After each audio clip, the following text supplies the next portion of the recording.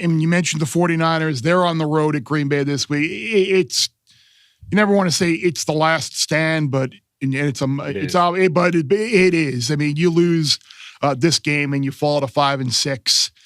It's going to be a problem. Kittle hurt now. Bosa hurt and probably isn't going to play. Purdy's on the injury report with the shoulder. Will, you mentioned it earlier a few weeks ago. Like, it might just not be their year. Sometimes things happen and you get these cluster injuries and just all the good fortune that you've had in previous years. You just kind of do a bad year, and this kind of feels like it's a bad year. You blow another lead at home to a division opponent, so your division tiebreakers aren't great. You're going to have to win in Arizona the final week of the season if you're even in position to do something there. There's still a part of me that wants to take the Niners here, getting the 2.5 at Green Bay this week, just because I think Jordan Love can turn the ball over. Maybe the Niners get Kittle back. Maybe Ward plays, because I don't think Green Bay is great either with all those what do they have now? 4, I think, final possession wins, final play wins. They've been very fortunate to win some games. And of course, this is the Super 6 game of the week presented by DraftKings Sportsbook. And of course, one of the questions is going to be what will the outcome of the San Francisco Green Bay game be? I would take the 2.5 with San Francisco, John. I'm curious to see where the bettors out there come in, because I think there might finally be that point where I think people have been, like me, kind of believing in Green Bay, thinking it's going to happen. But I think we might be at the point where people might finally be realizing, okay, it's not going to happen. So I might be a dummy for believing in the Niners one more week. Well, I don't think you're a dummy. Damn. I'll start with that. I don't think that at all. I think these are the two teams that present the biggest threat to this Philadelphia-Detroit NFC Championship game that we're talking about. I think they're the two teams that could disrupt that if they can get their acts together. Whether or not they will remains to be seen. So far, the money's mostly been on Green Bay. Moved us up. We opened this game 1.5. We got to 2.5. We're at 2 right now. I think it's going to be a very evenly bet game. That's why I said earlier that, I think we're going to be looking more at the Colts and then the Rams on Sunday Night Football, Will. And then I know we're going to need the Raiders in the afternoon, which is not going to be very fun. I don't see this game being a big decision for the book.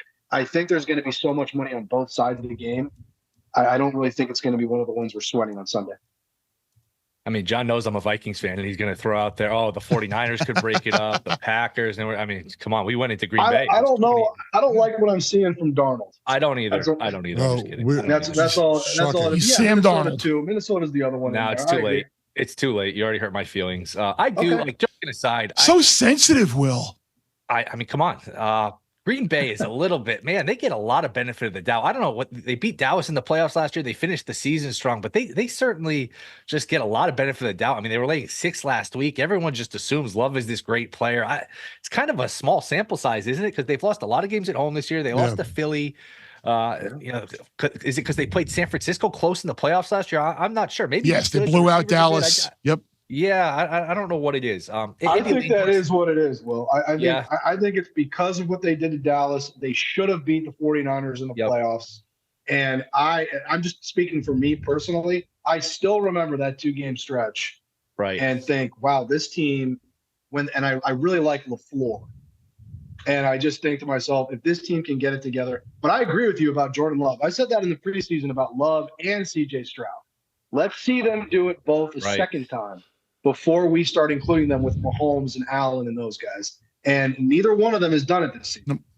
And Love went out, and it's not like the team fell apart. Malik Willis, so we all thought was not even belonging in the league, and the team didn't really miss a beat. So yeah, it's interesting. I'm with you, Bear. You feel like you're trying to catch a falling knife with this 49er team. You still see all the talent, and I think this is only the second time Purdy's ever been a dog.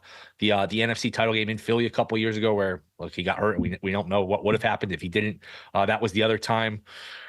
I'm going to tease San Francisco. I think that it'll be close. If I had to bet it, I would take the points. I don't know. Is plus 350 to win the West worth a shot? They do have to play at Green Bay this week, at Buffalo. They still have to play Detroit. They got a bunch of division games.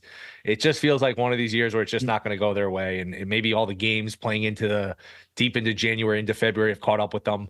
It's almost like a baseball team where when they hit, they don't pitch. When they pitch, they don't hit. I mean, they're missing kicks. They're giving up, back-to-back 20-yard scrambles to Geno Smith, where he basically goes untouched, which was just crazy.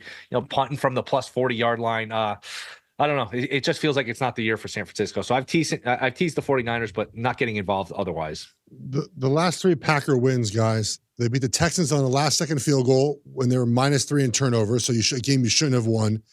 They beat Jacksonville on a last-second field goal, and they just had a field goal blocked. The Bears were attempting to win that game. So those are the last 3 wins, which is, to your point about what is Green Bay. Typically when you win a lot of close games, eventually that goes the other direction, right? You lose a lot of close games. The Niners are interesting, right? Bear mentioned like must win. If you have a must win, you must not be very good. And they have problems, right? Will mentioned it. It's every week it's something new, right? It's Geno Smith, untouched Geno Smith running down the field. Like when they need the pass rush, it's not there. When they need the run game, it's not there. When they need this and that, it's not been in this season. So I'm staying away from this one because I think there's too many variables on each side. I don't feel great about either one of this game. It'll be a fun game to watch. Both teams need to win, but the Niners lose, and let's say someone has to win Arizona, Seattle. So they'll be 2 games back already in the division with just 5 weeks left now, 6 weeks left. So not a spot they want to be in. No, not. And we'll see ultimately what happens. Because